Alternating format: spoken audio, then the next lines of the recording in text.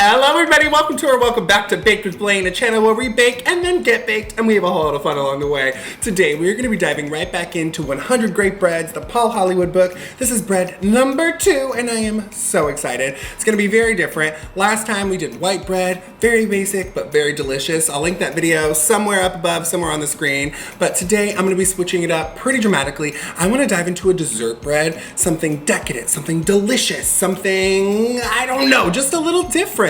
So if you want to see what I tackle today, then sit back, relax, enjoy this video, and don't forget, like this video, subscribe below, hit that notification bell, and let's bake.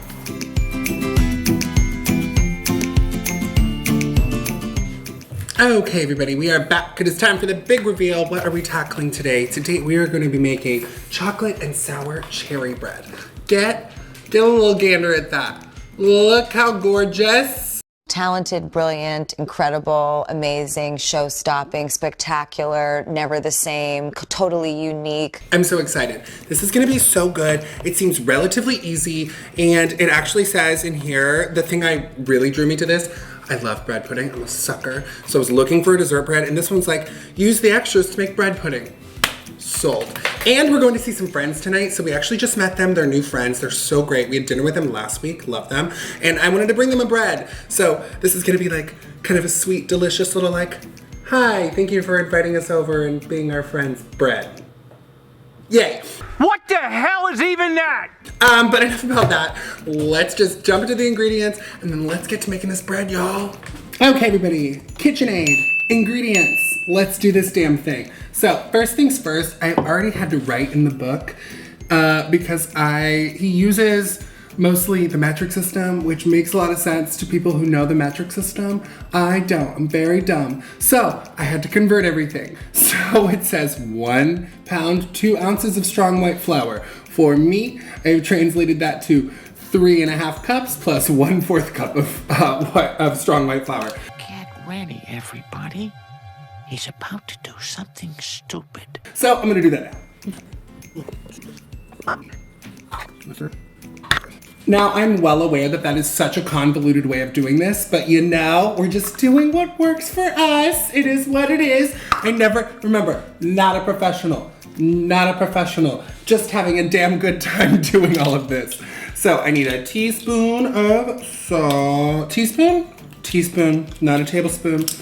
It is so, I really don't know what we were doing when we thought to name them tea and table. Like, I know there's a reason. Oh my God. I just, little bit too much. Just a little salt dance in the counter. Boom. Okay, tossing that in there. Then it says I need 2 tablespoons of olive oil. It actually says I need 1 fluid ounce, but that translates to 2 tablespoons. So that's what I'm gonna do. 1. Gorgeous. And then it says I need to take 3 teaspoons of yeast, or 1/2 ounce. So I'm gonna grab my little teaspoon, baby. I'm actually gonna dump just the rest of that in there. That was almost exactly 3 tablespoons. I couldn't quite scoop it out, so that should be perfect. And then it says 1/2 pint of warm water. That's like 2 cups and about like almost another 1/2 cup. So I'm gonna get that warm water and then we're gonna slowly pour that into here and get it all mixed up. Okay, I got my dough hook attached. I'm gonna lock that into place. And then it says to slowly pour in the warm water while it integrates. So I'm gonna turn that on. Slowly start pouring this in while it comes together. I don't know what it is about not proofing the dough, not like activating the yeast that stresses me out, but it does. It stresses me out. But I'm gonna get this all integrated. We're gonna get this all mixed up, and then I'll come back and show you how it looks. Okay, so as you can see, it's sticking to the hook a little bit. It's a pretty wet dough. I used to be so scared of a really wet dough. I thought that was a problem. Turns out, not a problem. Misconception. So I'm actually gonna turn this onto a lightly floured surface, and then we're gonna knead this dough up a little bit by hand. Flour it up. And then I'm actually gonna use a spatula to scrape it out. And then make sure you get a decent amount of flour on your hands. This will help the sticking. And then we're just gonna start to gently knead this dough for about 4 to 7 minutes is what it says. A few minutes later. Okay, we transferred this little batch back into the bowl. It is looking good, a little pretty smooth for the most part. I got it in there. I also let the hook work on it again for another minute or two, make sure it was nice and kneaded. I'm gonna cover this. I'm gonna have this proof for about an hour, and then we will be back to cover some more. 1 hour later. Okay, the dough is out. Look how beautiful. It has risen so nicely. I'm gonna get this hooked up into here. Yes. Okay, let me grab the hook really fast. Got my hook. You what? Okay, so I'm gonna pop this on here. And then first things first, I'm gonna poop and let that just like poke it a little bit. Let it deflate, just a whisper. And then it says first to integrate the chocolate chips and then to go in with the cherries. So we're gonna do just that. So I'm gonna start getting this going. Just on stir. And let's get these little girlies in there. Oh yeah, queen. Get those chips. I would like to apologize for my unhinged behavior. The gluten is a little, like, there's like something about it. It's a little too springy. So I need to, that's not the word. I am literally so fucking embarrassing. You're so dumb. You are really dumb. For real. But it's not, they're not working into it very well. So I'm gonna let this sit for like, maybe 5 minutes, and then we're gonna come back and then I'm gonna start working everything in again. 5 minutes later. Okay, so now I have these tart black cherries. These were canned. I rinsed them, I patted them dry, and now I'm gonna slowly mix these in. This is actually more than he asked for, but I wanted more. So that's what I did. So, yay, here we go.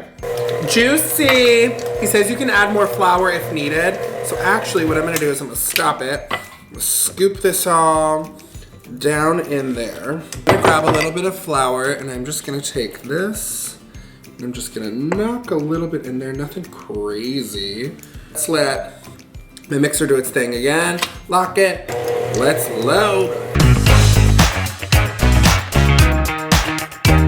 Things are definitely mixing better. I'm glad I added that flour. It's a little less wet now. It was pretty gunky. This is looking better. Okay, I've switched it up once again because I think I need to mix this and knead this with my hands a little bit. So I'm gonna push this onto a floured surface. I just feel like it's gonna integrate everything a little bit better. Oh, it's such pretty color. I love that. Okay. Ooh, flour on the hands. I literally didn't listen to my own fucking rule. And I'm pretty sure I tossed a cherry in there, but I got it. Okay, floured hands up.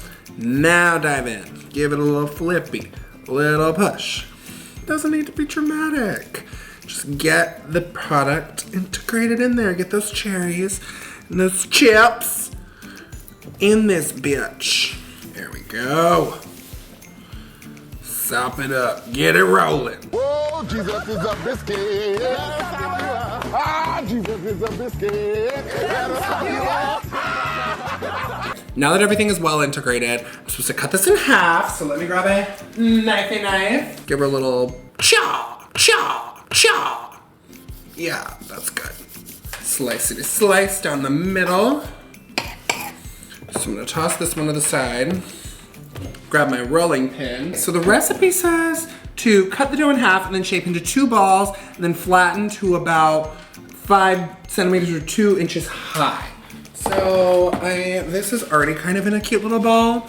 So I'm gonna do that. I'm just gonna like flatten this little bee. 2 inches. I don't normally work with size that small. That was so embarrassing. You're not funny and nobody likes you. That was such a bad joke. I really apologize. Is that seems about right. Okay, it says do that. And it says place onto my baking tray. So I need to also do that. So I'm gonna put this, oh God, you're a sticky little bitch. Fuck me. Rolling it out really stuck that whore to the counter. Okay, all right. I'm gonna lightly flour the bottom of this just a little. Perfect. Pull this back. Now it says put it on the baking tray. Okay. All right. Cute. Then it says heavily dust with flour. Heavily. Those are the words that it says. So I'm gonna heavily dust this little girl with flour. Okay, that's pretty heavily to me. And then it says to cut diagonal shapes to make diamonds. We use this. So I'm just gonna, okay, score the top. Beautiful, beautiful, beautiful. And I need to go like that. Wait. Yes.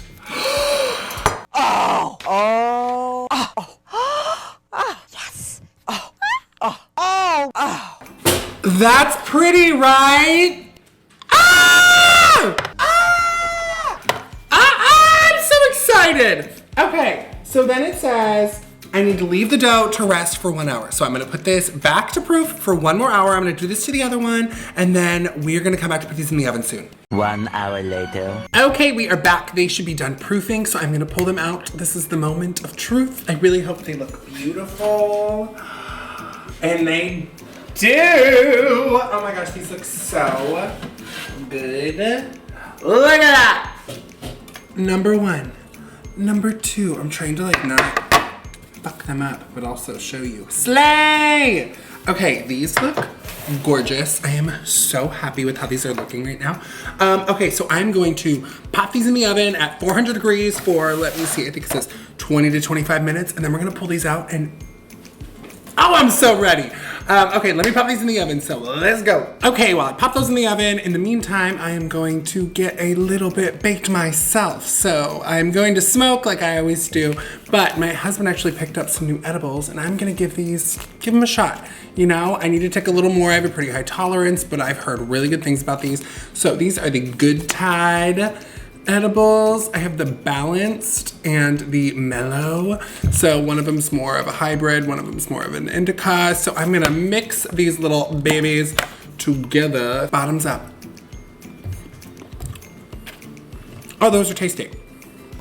Oh shit. One of those tastes like a damn peach ring. There's this little bitch. The mellow one tastes good as hell. Girl. These are tasty. Like these are good, but I feel like these tasted a little more weedy, but these were tasty.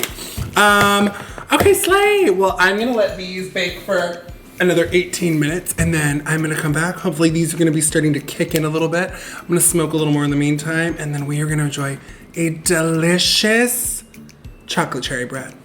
See you in a bit.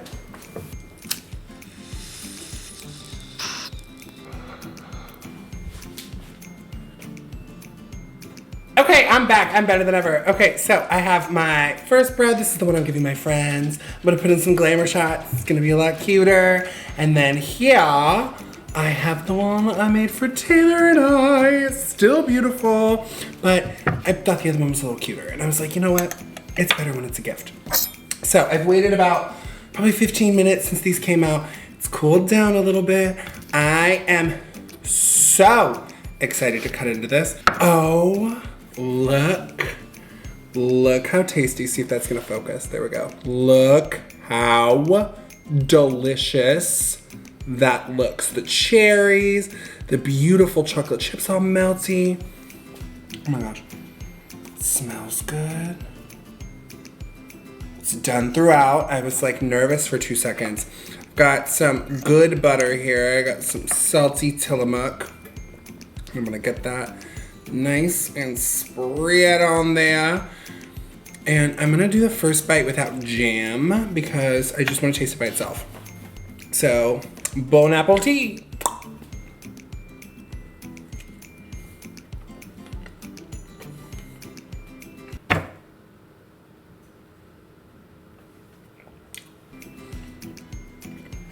Wait. Huh? That is so good. No shit. That is rich. Oh fuck. Okay, bitch. I put a little jam on that.